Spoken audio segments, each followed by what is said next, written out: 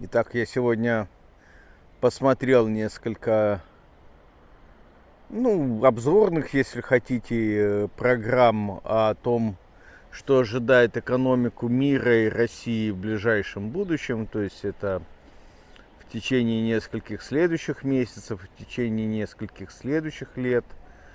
И хочу поделиться своими мыслями по поводу того, как я это вижу на фоне красивых испанских пейзажей. Я думаю, что смотреть на море и как тут чайки летают намного приятнее, чем на меня. Но тем не менее, прошу вас подписываться и ставить мне лайки, писать комментарии, потому что, опираясь на вашу активность, я формирую информацию вот в этих видео, которых записываю на канал «Журналист в Испании». Итак, вот вон красивая Испания. Вот там вот вдалеке город Кальп или Кальпе. Вот это вот Альтея, приморский такой городок. Вот там вот вдалеке, если, может быть, даже видите отсюда, высотная башня Бенидорма. Это очень любимый среди россиян такой вот курортный город. Что-то типа, наверное, Анапы. То есть он исключительно для туристов. Вот. А это по формату, наверное, не знаю, Абрау-Дюрсо или что-то такое. Достаточно дорогой городок и исключительно курортный. И небольшое количество сельского хозяйства здесь есть. Альтея. Случайно оказался жителем этого городка. Так вот, мои мысли. Я записываю разные серии видео на своем канале. Например, есть канал, на канале есть серия «Я построил дом», есть серия воспоминаний об СССР. По непонятной причине мои родственники в России с особым пиететом относятся к тому, что я выкладываю в этих воспоминаниях. Одно из моих воспоминаний это воспоминание о трамвай. По местным меркам это называется трамвай. Он дизельный. И он ездит между Денией и Бенидормом. Линия L9, по-моему. Вот. Достаточно медленный трамвайчик. Вот. Не электрифицированный. Вот. Но, по-моему, проезд стоит 2,45 евро. От конца до конца, потому что это две зоны. Одна зона, проезд стоит евро 45, по-моему.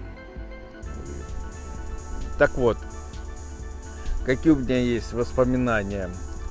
Я достаточно хорошо помню конец Советского Союза, то есть конец 80-х годов, начало 90-х и 90-е годы я помню как вчера, потому что я был в это время студентом, и это время, когда все впечатления хорошо запоминаются. Так вот, почему я вспомнил про конец 80-х, начало 90-х? Потому что я помню, что в начале, в 91 году мои родители испытывали, как и все, наверное, бюджетники, а отец у меня был преподавателем Кубанского госуниверситета, и как все бюджетники в то время, они испытывали огромные сложности с нищенскими зарплатами, с высокой инфляцией, с тем, что зарплату задерживали, и он, как бюджетник, особо ничего сделать в этой ситуации не мог. То есть он уже был профессором, доктором наук, и заниматься репетиторством он просто не мог, потому что у него была нагрузка соответствующая, то есть у него было очень много той активности, за которую ему платили как зарплату.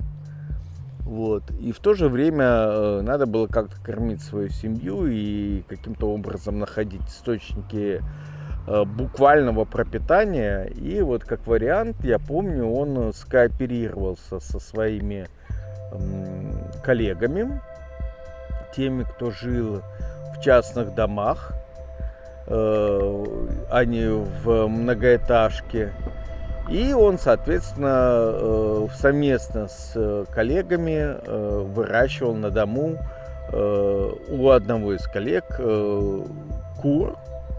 То есть буквально покупали цыплят, покупали корма, откармливали в домашних условиях куриц. И, соответственно, вот этим мясом мы и питались. Потому что в магазинах, если кто помнит, в конце 80-х, начале 90-х была проблема просто, то есть не только была проблема с инфляцией, с обесцениванием рублей, но еще была проблема с тем, что даже если у тебя были рубли, то не было возможности получить банальные продукты питания, то есть не какую-нибудь там осетрину или икру, а купить продукты первой необходимости, типа протеина, курятины, там какой-нибудь свинины. И была проблема вот в продуктах первой необходимости. Так вот, один из способов решения проблемы с физическим пропитанием на тот момент это был корм на дому куриц до состояния бройлера, не знаю сколько там, 6 месяцев их откармливают, и после этого они уже товарный вид имеют, то есть там вес около 1,5-2 килограмм, их можно дальше забивать, и соответственно запас протеина на зиму как вариант, на полгода, там, в зависимости от количества. И насколько я понимаю, очень многие семьи в Краснодарском крае таким же образом и до сих пор поступают. То есть покупают цыплят, соответственно, их откармливают в весенний осенний период, и на зиму их забивают, потому что нет смысла в зиму кормить птицу, она плохо растет, корма дорогие, соответственно, подножного корма нет, и птица только жир нагуливает. То есть, я не большой зоолог, биолог, и поэтому я говорю то, как я это понимаю. Прошу простить и поправить меня, напишите в комментариях, если я неправильно понимаю себе процесс откормки, от корма домашней птицы и как это все поступает на деревне. Но еще одно мое воспоминание из начала 90-х годов, это когда у сотрудников университета была проблема с зарплатами. Я помню, что выделили где-то в каких-то полях выделили нам кусок земли под огород. Это было черти где. Я, честно говоря, даже не помню, в каком пригороде Краснодара это было. Помню, что это было просто поле, которое поделили определенным образом на наделы. И вот этот один из наделов был выделен нашей семье. Я там тинейджером, отец, мама, мы приезжали туда несколько раз в течение года, что-то там сажали. Не помню, сажали ли мы картошку, точно помню, что мы сажали, по-моему, кукурузу зачем-то, еще, наверное, что-то сажали. Помню, что это был просто вот условно наш кусок земли под огород, ничем не огороженный, и туда нужно было все привозить от и до, то есть нужно его было самим копать, кто-то копал с помощью мотокультиватора, мы, по-моему, копали вручную, или нам перекопали вначале, а потом мы уже, как-то называется, пропалывали вручную. Но помню, что мы там неплохо так впахивались, я бы так сказал, без мата. Дал ли нам этот огород каких-то витаминов к столу, я, кстати говоря, не помню. Воспоминания о 80-х годах, это то, что я помню, делала моя бабушка. ну и, собственно говоря, не все мои родственники, поскольку и родители, с дедушкой, бабушкой по маминой линии и по папиной, они имели земельные наделы, дача, либо огород, либо часть дома. То есть они жили на земле, хотя там была квартира в Туапсе, но тем не менее. Жили на земле, и вот ситуация была какая. На даче бабушка, я помню, хотя там очень скудный такой малоплодородный грунт, на склонах горы, бабушка пыталась там выращивать картошку, пыталась выращивать какие-то перцы, помидоры, я помню, что-то было. Ну, естественно, обычные дачные культуры, типа малины, где фруктовые деревья были. То есть, ну, была попытка обеспечить себя овощами и фруктами к столу своими силами. Вот это я точно хорошо помню, как это происходило. И, собственно, зачем я вам это все рассказываю? То есть, какой мой, как говорят сейчас, стейк? То есть, в чем смысл этого разговора? Смысл в том, что я ставлю сейчас Россию, поскольку история циклична, конечно, она никогда не повторяется один в один, но есть схожие черты. Вот. Я ставлю текущую Россию в ситуацию Советского Союза, ну, скажем так, 79-81 года.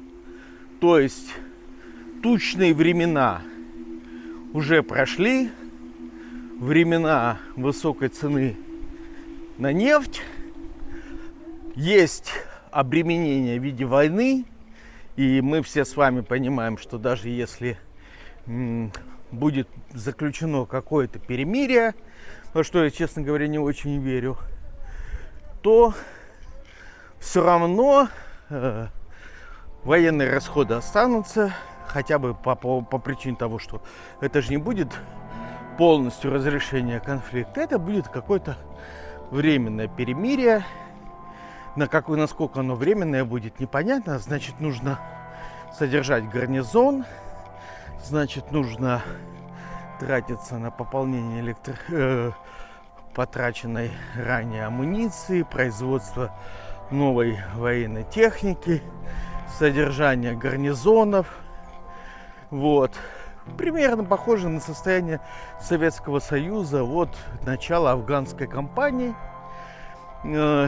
При понижающем тренде на стоимость нефтепродуктов, то есть за что Советский Союз покупал пшеницу, он продавал нефть и газ в Западную Европу и вообще на мировой рынок.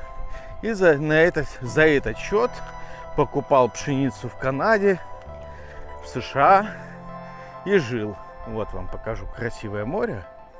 И продолжу. Так вот, я провожу аналогии с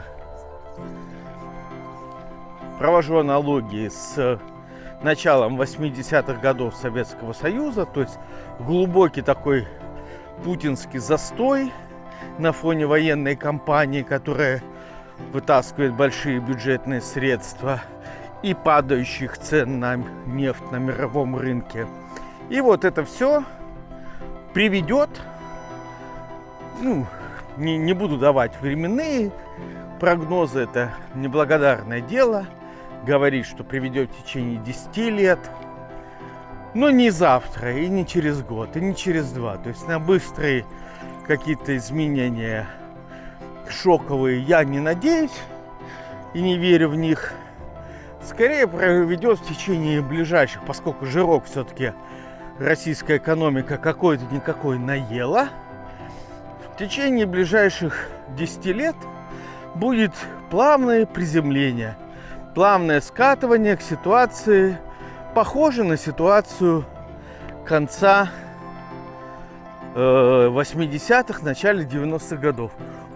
то есть будут закручиваться гайки внутри страны. Ни о какой перестройке я не мыслю. Наоборот, я скорее ожидаю ужесточения режима. Я скорее ожидаю, что будет авторитаризм трансформироваться в диктатуру.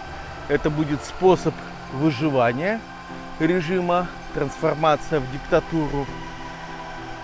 И, соответственно, народ – это новая нефть. То есть потихонечку будет и реприватизация происходить. То есть будут пересматриваться все те права собственности, которые приобрели в 90-х, 2000-х годах. Власть будет новой отобранной собственностью премировать свою опричнину, новую, то есть участников СВО. А гражданам будет предложен вариант, что мы, что называется, не докапываемся до мышей. То есть мы не отбираем у вас приватизированные квартиры и дачные участки, которые мы вам раздали по всяким родам амнистиям. А вы к нам не пристаете по поводу того, где продукты на полках, почему сужается ассортимент, ухудшается качество. Выживайте как хотите. Последнюю собственность в виде квартир отбирать, я думаю, не будут. То есть по-прежнему будет точечное давление на бизнес. Ну, потому что силовикам нужно что-то кушать и как-то рубить палки. Вот. Всем. Но забрать недвижимость вряд ли будут стараться. Если касается частной собственности, и если эта частная собственность неизбыточная. Ну, то есть, если у вас 20 квартир, наверное, на вас все-таки попробуют завести уголовное дело, если вы недостаточно лоялен и патриотичен. Вот. Вот смотрите, на какую точку я поднялся. Отличнейший вид. Размером эта точка примерно с квартал. Вид вот это вот Бенедорм весь. Вот это историческое здание собора. Вон там Кальпа вдалеке. И можете себе представить, чтобы вот в таком вот месте, это, конечно, не первая линия, сейчас вам скажу какая. Это третья линия. Первая около моря, вон она. Вторая за дорогой вот между Железкой и проезжей частью Н-332. Вторая линия, да, это третья линия. Но какой вид шикарнейший. И, в принципе, до моря здесь, не знаю, 5 минут пешком спуститься с горы. И этот участок не застроен. Вот о чем я вам хочу сказать. Ребята, представьте себе, что здесь вот растут деревья, он не огорожен, он не застроен. Он просто вот как кусок парка. Оставлен как есть. Я не могу представить, чтобы такое возможно было, не знаю, какие там, в Абрау-Дюрсо, в Дюрсо, в Месхака, да любой курортный городок на побережье, назовите, не знаю, Дивноморское, Дагомыс, Лоо, что угодно. В таком шикарном месте вот это стоит, и вот, пожалуйста, можно свободно подняться и поснимать. То есть, если здесь что-то начать застраивать, хотя бы вот по такому принципу, как там, я уже не говорю про гостиницы, просто жилая застройка, то есть я стою на куске земли, который может принести сотни миллионов евро. Но никакой мэр Альтея тут не решил себе построить ничего такого, а просто оставил, как оно было еще, наверное, во времена римлян. Я вот это в шоке. То есть я в шоке тому, что вот здесь они оставляют куски земли вот в таком вот в первозданном виде. Ну и вот, и в общем, завершая тему, кстати, да, ну, в плане критики, ребят, ну, если уж говорить по-хорошему, то, наверное, можно было бы здесь засадить каким-то культурным, ну, то есть облагородить его, сделать действительно парком. Вроде никаких символов о том, что это кому-то принадлежит, то есть обычно участки, которые кому-то принадлежат, они огораживаются. Но нет, этот участок свободный, вот вы видели, я поднимался сюда свободно. Тут есть подъездная асфальтовая дорога, электричество, вода, газ, то есть, ну, застраивать не хочу, но нет. Могли бы, кстати говоря, и парк сделать здесь, но и парка здесь не делают. Вот это чисто испанская фишка, то есть, типа, мы не гонимся за длинным евро, не застраиваем это все, оставляем как есть, но при этом и не делаем здесь ничего такого вот облагораживающего. Даже представьте себе, вот прислушайся, мэр Краснодара Наумов, к чему я говорю, там я уже не говорю про горячий ключ. Могли бы вот наши тут бы сейчас развернулись бы и начали парк разбивать, сотни миллионов, ну ладно, не сотни, но несколько сот тысяч евро бы потратили на создание парка на таком месте, какие-нибудь видовые площадочки, из плиточки бы тропиночки здесь выложили, деревцами бы засели, скамеечки поставили, вот, мангальную зону, все такое. Испанцы ничего этого делать не будут, в принципе, оставят все как есть. Вот, даже на этом они не будут напрягаться что-то делать. Так, теперь вопрос, как отсюда спуститься в другую сторону. Ну, раз есть тропинка, значит, как-то можно спуститься. Так, сейчас идем.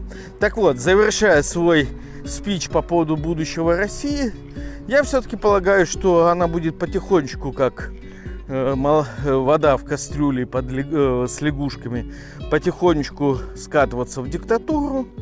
И дальше вам, собственно, о чем я хотел с самого начала сказать, вам придется выживать.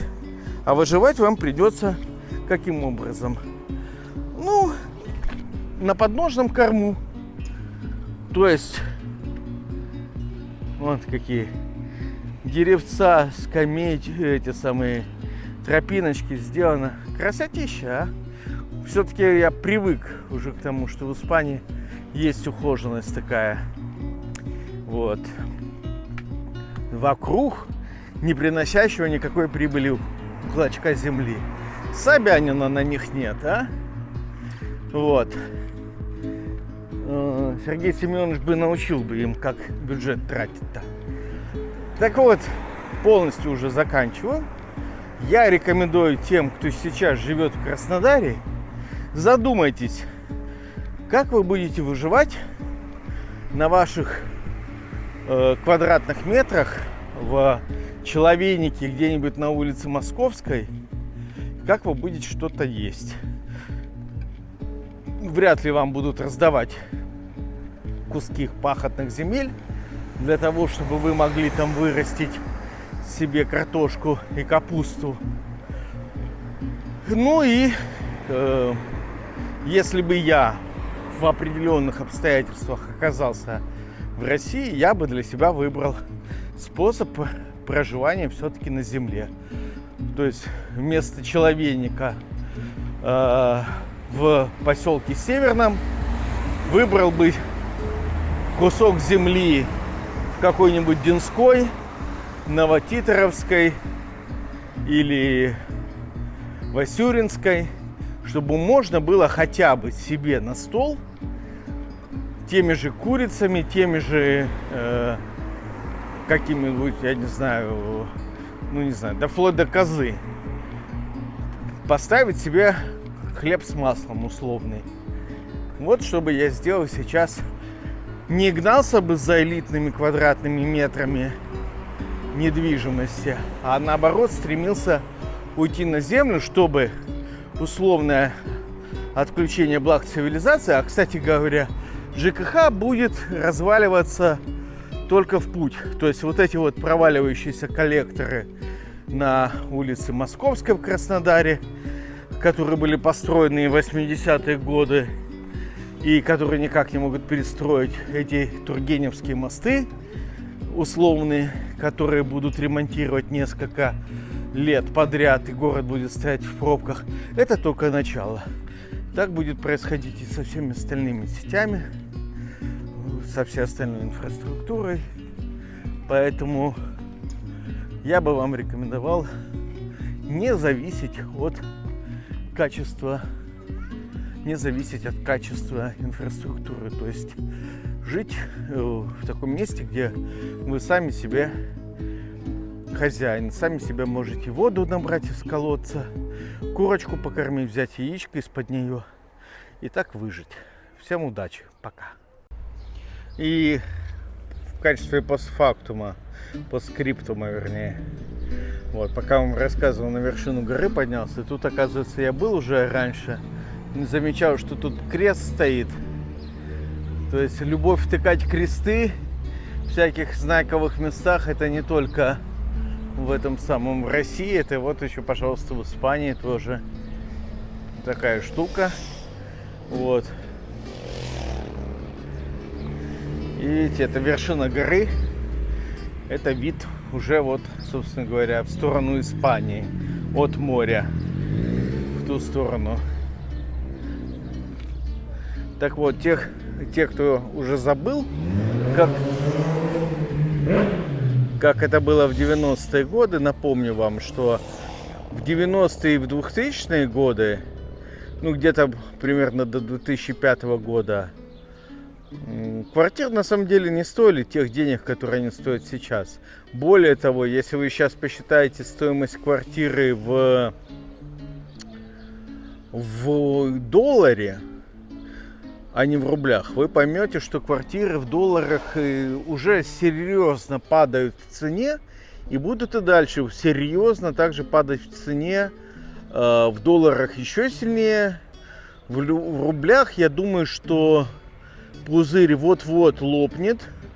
Лопнет он по причине неспособности, во-первых, ввести огромное количество этих квартир, достроить. То есть начнут лопаться застройщики, следом за ними начнут лопаться банки.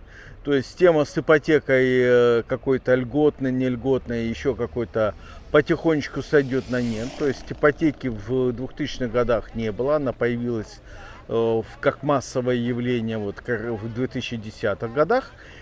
Соответственно, напомню тем, кто не знает или не помнит, что в 90-х годах квартира была по стоимости равна стоимости автомобиля, то есть автомобиля импортного. То есть и автомобили были дорогие, к этому уже пришли, и квартиры были дешевыми.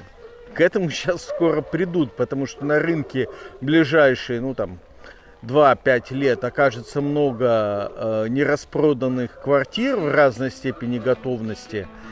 И на рынке же окажутся квартиры ипотечников, которые не смогут за них выплачивать, и банки вынуждены будут их продавать. То есть пузырь, как только и вот этот квартирный пузырь недвижимости схлопнется, даже в рублях, придет к тому состоянию, которое было в 90-х. То есть квартира — это расходное средство, это не инвестиция и не доходный инструмент, а это вот средство первой необходимости. Вам где-то надо жить, и вы живете в квартире. Вот. И, соответственно, автомобиль уже сейчас потихонечку становится не средством передвижения, а роскошью. Как, собственно говоря, и было в конце 90-х, в конце 80-х, начале 90-х. Я говорю не про Волги и Лада, я говорю про Мерседесы и Крайслеры, и какие-нибудь Вольво. Вот, как сейчас я помню, в качестве примера, в 2003 году стоимость трехкомнатной квартиры на Красной была равна стоимости была равна стоимости BMW 3 серии. Вот это я очень хорошо помню. То есть тогда открылся, по-моему, в 2003 году автосалон BMW в Краснодаре, недалеко от улицы Суворова. И я почему-то оказался в этом салоне, посмотрел стоимость и понял, что вот квартира, которая у меня тогда была на Красной, если я ее продам, мне как раз хватит на BMW тройку. Вот. Но не продал я эту квартиру в 2003 году. Все случилось по-другому. И зачем я вам это все рассказал? А для того, чтобы вы понимали, что сейчас, пока еще пузырь этот надувается или он уже надут, вы можете хоть за какие-то существенные денежные средства продать свою однушку, двушку и получить кусок земли, на котором можете себе вырастить буквально хлеб с маслом. Когда этот пузырь начнет лопаться, цены на квартиры полетят вниз, особенно в человейниках, потому что большое предложение их будет. И, соответственно, вы останетесь у разбитого корыта. Вот. Жить вам будет где, но вам не на что будет жить. Вот в чем вопрос. Вот. Все это будет не так, чтобы стрессово, ну, то есть вот там раз в один день, но это будет потихонечку происходить в течение нескольких лет. Вы даже, может быть, к этому успеете привыкнуть и, может быть, даже найдете какие-то способы адаптации. Я не верю в какие-то суперкризисные явления, типа всенародных забастовок, перекрытия дорожного движения. Ну, то есть не без этого, но это не будет массовым явлением. Люди будут выкручиваться.